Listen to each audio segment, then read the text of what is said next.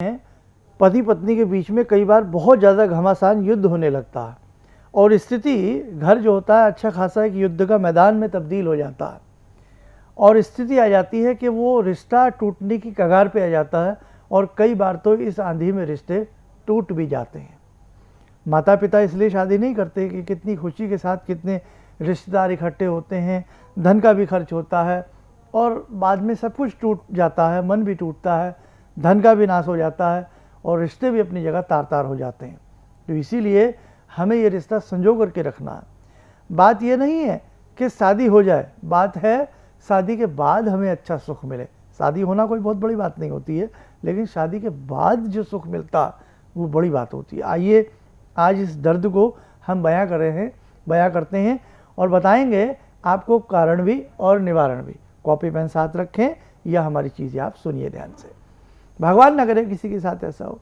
अगर किसी प्राणी की हथेली में, जिसको हम कहते हैं आपकी मैरिज लाइन, अगर मैरिज लाइन अंकुश भरी है या डॉट डॉट भरी है तो निश्चित तौर से ये रिश्तों में खटास पैदा करती है।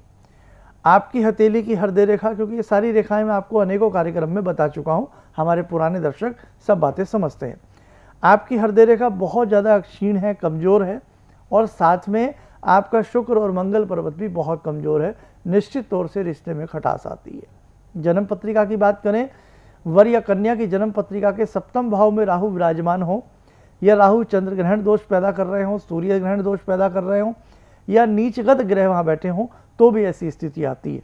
वहाँ कुंडली का मिलाना बहुत आवश्यक होता है। अगर कुंडली में जरा सी भी गलती कर दी जाए मिलाने में तो भी गलत हो जाता है। जन्म पत्रिकाएं नहीं होती हैं तो हाथ की रेखाओं को मिलाया जाता है। दूसरी बात, एक चीज़ और ध्यान रखें, कई बार एक से ग्रह दोनों की जन्म पत्रिका में होते हैं तो वहाँ पर भी किसी अच्छे से परामर्श कर लें, मर्मज्ञ से मिल लें। कई बार हमें कुंभ विवाह की राय दी जाती है, हमें बेरी से शादी करने की राय दी जाती है, मथानी से विवाह करने की राय दी जाती है, लड्डू गोपाल के संग यानी कि कृष्ण मूर्ति के संग विवाह करने की राय दी जाती है, वृक्ष के साथ विवाह करने की राय दी जाती है। तो वहाँ उस चीज़ को पूरे अच्छे से अमल में लाएं, मतलब वहाँ खाना पूर्ति नहीं होनी चाहिए और एक विद्वान से नहीं, कई विद्वानों की हमें अच्छे से राय ले लेनी चाहिए। हमारे दोनों के अंदर कमी किसके है? कई बार मेरे स्वयं के अंदर कमी होती है और मैं थोप देता हूँ अपने परिवार पर, कई बार परिवार में कमी होती है हम अपने ऊपर ले आते हैं। तो इस चीज़ को की भी भरपाई करें कि जो भी कमी जिसके अंदर हो दोनों पार्टनर में, उसको मिल बैठ करके सुलझाने का प्रयास करें। उपाय की तरफ बढ़ते हैं। चाहे वर इस पीड़ा को झेल रहा हो या कन्या इस पीड़ा को झेल रही हो, वधू इस पीड़ा को झेल रही हो, ऐसी स्थिति में मंगलवार की शाम से शुरू करें और 41 दिन लगातार 2 रोटियों का चूरमा बना लें और हनुमान जी को जाकर चढ़ाएं और देसी घी का दीप जलाएं। पहले कुछ मिनट बैठ करके जय श्री राम सीताराम का जाप करें। उसके बाद एक दुआ है, दुर्गम काज जगत के जेते, सुगम अनुग्रह तुमरे तेते। बहुत बताता हूँ मैं ये बातें, तो आप इसको करें 41 दिन।